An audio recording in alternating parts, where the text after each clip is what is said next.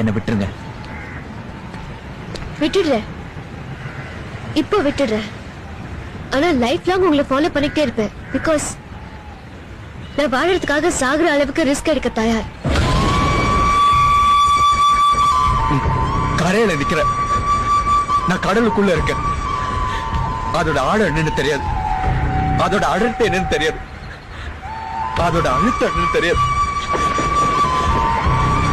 இந்த சமுத்திரம் கொடுக்கிற வலியோட வேதனை என்னன்னு தெரியவே தெரியாது. நீ நிக்கிற இடம் வேற, நான் வாழ்ற இடம் வேற. நான் தனியாள் இல்ல.